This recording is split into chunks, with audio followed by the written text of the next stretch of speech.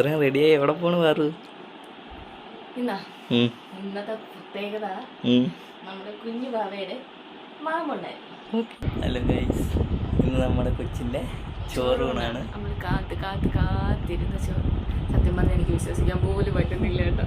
എൻ്റെ കയ്യിൽ ഇത്രയായിട്ട് കിട്ടിയ സാധനം 6 മാസമായി. അങ്ങനെ അവള് കുഞ്ഞിപ്പെണ്ണ്, അച്ഛൻ്റെ കുഞ്ഞിപ്പെണ്ണ് റെഡിയായിട്ട് നിൽക്കുവാണ്. ഇത് കണ്ടോ, 150 രൂപയുടെ പൂവാണ് ഈ കൊണ്ടുവരുന്നത്, ചേച്ചിക്ക് വേണ്ടി കൊണ്ടുവരുന്നത്. ചേച്ചി മാത്രമല്ല, നമ്മൾ 3 വെച്ചു. അത് കഴിഞ്ഞ് നമ്മൾ നേരെ അമ്പലത്തിൽ എത്തി. അപ്പോഴും നമുക്ക് രാവിലെ ആയതുകൊണ്ട് ഇവൾ ഉറങ്ങിയില്ല കേട്ടോ. ഉറങ്ങിയാലേ എനിക്ക് കരി വരയ്ക്കാനൊക്കെ പറ്റും. നല്ലൊരു ദിവസമായിട്ട് മേക്കപ്പൊക്കെ ഇടണ്ടേന്ന് എഴുതിയിട്ട് ഞാൻ വണ്ടിയിലിരുന്ന് തന്നെ അവൾ ഉറങ്ങിയ സമയത്ത് കരിയൊക്കെ വരച്ച് നല്ല അടിപൊളിയാക്കി. ഈ ഉടുപ്പ് ഒരല്പം വലുതായിരുന്നു കേട്ടോ. അങ്ങനെ ഞാൻ എൻ്റെ ബേക്കിൽ ചെറുതായിട്ട് ഒരു സേഫ്റ്റി പിന്ന് വെച്ചു. ഇത് സ്റ്റിച്ച് ചെയ്യാൻ വിചാരിച്ചതാണ് ഞാൻ. അപ്പോഴ് അത് അവൾക്ക് ഇടാനും ഊരാനും ഒക്കെ ഭയങ്കര ബുദ്ധിമുട്ടും. അങ്ങനെ കൊണ്ട് ഞാൻ സ്റ്റിച്ച് ചെയ്തില്ല. പകരം 2 പിന്നു കുത്തി. അവളെന്തോ അച്ഛനോട് പറഞ്ഞു അച്ഛനും അവളും ഭയങ്കര കൂട്ടാണ്. പാവം ചിരിക്കുന്ന കണ്ടില്ലേ. എനിക്ക് സത്യം പറയാൻ ഇപ്പോഴും വിശ്വാസമായിട്ടില്ല. അയ്യോ, എന്ന് വെച്ചാൽ അമ്മായി ഇത്ര 6 മാസമായി എൻ്റെ കുഞ്ഞെൻ്റെ കയ്യിലോട്ട് വന്നിട്ട്. പാവം. ഞങ്ങളുടെ ജീവിതത്തിലെ ഏറ്റവും വലിയ സന്തോഷപൂർണ്ണമായിട്ടൊരു നിമിഷമാണ്. ഇവിടെ വേറെ തുലാഭാരങ്ങളുണ്ട്. മോളുടെ ചോറൂണിന് മുന്നേ വേറെ 2 പേരുടെ തുലാഭാരം ഉണ്ടായിരുന്നു. അത് ഇത്തിരി വലിയ 2 ചേട്ടന്മാരായിരുന്നു. ഞങ്ങൾ ചോറ് കൊടുത്തത് കൊട്ടാരക്കര അമ്പലത്തിലായിരുന്നു, കൊട്ടാരക്കര ഗണപതി ക്ഷേത്രത്തിൽ. അങ്ങനെ നേർച്ചയായിട്ടൊന്നും ഇല്ലായിരുന്നു, ഞങ്ങൾ ഗണപതിയുടെ അടുത്ത് കൊടുക്കാൻ വേണ്ടിയിട്ട് കൊടുത്തതേ ഉള്ളൂ. അങ്ങനെ ഞങ്ങൾ കാത്തിരുന്ന ഞങ്ങളുടെ കുഞ്ഞിൻ്റെ ചോറൂണാണ്.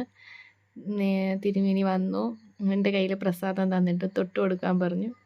അവൾ ഭയങ്കര ക്യൂരിയോസിറ്റിയായിട്ട് എന്നെ നോക്കുക, എന്താണ് അമ്മ ചെയ്യുന്നതെന്നുള്ള രീതിയിൽ. അവിടെ എന്താ പുളിയും മുളകും അങ്ങനെയൊന്നുമില്ല കേട്ടോ. കുഞ്ഞുങ്ങളെ കരയിക്കുന്നത് ഗണപതിക്ക് ഇഷ്ടമല്ലാത്തതുകൊണ്ടായിരിക്കാം. തേനും ചോറുമായിരുന്നു. ആദ്യം തേൻ കൊടുക്കാൻ പറഞ്ഞു, തേൻ കൊടുത്ത് പിന്നെ ചോറ് കുറച്ച് നല്ലപോലെ ഉടച്ചിട്ട് നാവിലോട്ട് തേച്ച് കൊടുക്കാൻ പറഞ്ഞു. അവളെ സത്യം പറഞ്ഞാൽ നമ്മളെല്ലാവരും കഴിക്കുമ്പോൾ നമ്മളെല്ലാവരും ഫുഡ് നമ്മൾ കഴിക്കുന്ന സമയത്ത് അവളെല്ലാവരും മാറി മാറി നോക്കും, നമ്മൾ കഴിക്കുന്ന എന്താണ്, നമ്മൾ കൊടുക്കോ ഇല്ലയോ എന്നുള്ള രീതിയിൽ ഇങ്ങനെ നോക്കി നിൽക്കുമായിരുന്നു. പാവം തോന്നും ചില സമയത്ത് ഇങ്ങനെ നോക്കി നിൽക്കുന്ന കാണുമ്പോൾ. ഇന്നിപ്പോൾ അവൾക്ക് ചോറ് കൊടുക്കുമ്പോഴത്തേക്കും അവൾ അതിൻ്റെ ആ ഒരു എക്സൈറ്റ്മെൻറ്റ്, അതെന്താണ് ഇത്രയും നാൾ അച്ഛനും അമ്മയും എല്ലാവരും കഴിച്ചുകൊണ്ടിരുന്നത് എന്ന് ഓർക്കുമ്പോൾ ആ ഒരു ഇതായിരിക്കാം. അവളുടെ മനസ്സിലെ മുഖത്ത് നല്ല കൗതുകം ഉണ്ടായിരുന്നു കേട്ടോ. എനിക്കത് കണ്ടിട്ട് സത്യം പറഞ്ഞാൽ എൻ്റെ കണ്ണ് നിറഞ്ഞ്. അത് പറഞ്ഞറിയിക്കാൻ പറ്റാത്തൊരു സന്തോഷമായിരുന്നു എനിക്ക്. ഞാൻ സത്യം പറഞ്ഞാൽ എന്താ പറയേണ്ടിയെന്ന് പോലും എനിക്കറിയില്ല. ഭയങ്കരമായിട്ട് ഞാൻ ഭയങ്കരമായിട്ട് ഇമോഷണലായി കേട്ടോ.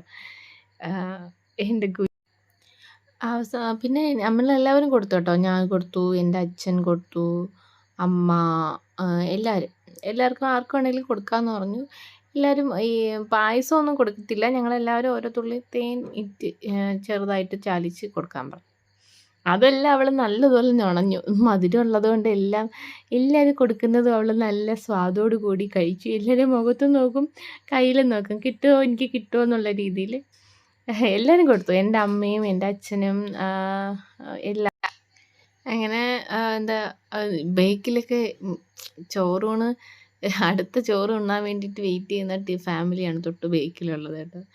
ഇത് ചേച്ചിയുടെ മക്കളാണ്, ഇവരും കൊടുത്ത്. ഇതിൽ ചേച്ചിയുടെ മോൻ അവൻ്റെ അടുത്ത് കൊടുക്കാൻ പറഞ്ഞപ്പോഴത്തേക്ക് അവൻ നാക്കിൽ തേച്ചിട്ട് കുറച്ച് പായസം അവൻ്റെ വായിലാണ് വെച്ച് കൊടുക്കാൻ പറഞ്ഞു. അവനത് മേടിച്ച് എൻ്റെ കുഞ്ഞിൻ്റെ വായിലോട്ട് വയ്ക്കാനാണ് പോയത്. അങ്ങനെ അത് മംഗളമായിട്ട് നടന്നു എന്ന് തന്നെ പറയാം. ഇത് കഴിഞ്ഞിട്ട് മോളുടെ നമ്മൾ കുഞ്ഞിപ്പെട്ട് ചോറൊന്നിരിക്കാണ്. സത്യം പറയാം, നമ്മൾ ഇത്രയും വലുതായ കാര്യം എനിക്ക് ഇപ്പോഴും വിശ്വസിക്കാൻ പറ്റുന്നില്ല.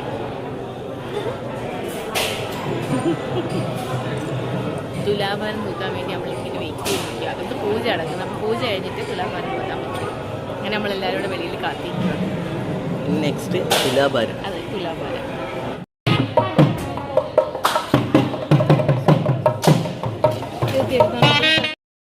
ഇത് ഞാൻ ശരിക്കും പ്രതീക്ഷിച്ചില്ല കേട്ടോ. കാര്യം ഞങ്ങൾ കുറച്ചധികം വെയിറ്റ് ചെയ്തു. അകത്ത് പൂജ നടന്നുകൊണ്ട് തിരുമേനി വരാൻ ലേറ്റായി. അപ്പോഴത്തേക്ക് അവൾ ഭയങ്കരമായിട്ട് വിഷ് ഉണ്ടാക്കി. പക്ഷെ അവൾ നല്ല കൂളായിട്ട് നല്ല എൻജോയ് ചെയ്ത് അവിടെ കിടന്നു. ഹായ്, അപ്പോഴും നമ്മൾ കുഞ്ഞിൻ്റെ ചോറൂണൊക്കെ കൊടുത്തു. നമ്മൾ തിരിച്ച് വീട്ടിലോട്ട് വന്നിട്ടുണ്ട്. നല്ല തിരക്കായിരുന്നു കേട്ടോ അമ്പലത്തിൽ. ഒടുക്കത്തെ തിരക്കായിരുന്നു. അതുകൊണ്ട് അവർ പെട്ടെന്ന് എടുത്തു. അതുകൊണ്ട് വീഡിയോ ഒന്നും എടുക്കാൻ പറ്റിയില്ല. അങ്ങനെ ഇല്ല, സത്യം വീഡിയോ ഒന്നും എടുക്കാൻ പറ്റിയില്ല. പിന്നെ കഴിക്കാറിറങ്ങിയ എല്ലാവർക്കും വിശന്ന് പെട്ടെന്ന് കഴിച്ചിട്ട് വരുവായത്. അതുകൊണ്ടൊന്നും വീഡിയോ ഒന്നും എടുക്കാൻ പറ്റിയില്ല. അവള് തളർന്നുപോയി, പാവം കിടക്കുന്നു. ഭയങ്കര ചൂടല്ലായിരുന്നു, ചൂടത്ത് പാവം. പിന്നെ ഇത്രയൊക്കെ ഉള്ളൂ വിശേഷങ്ങൾ. അപ്പോൾ ഓക്കെ, ബൈ, ടാറ്റ.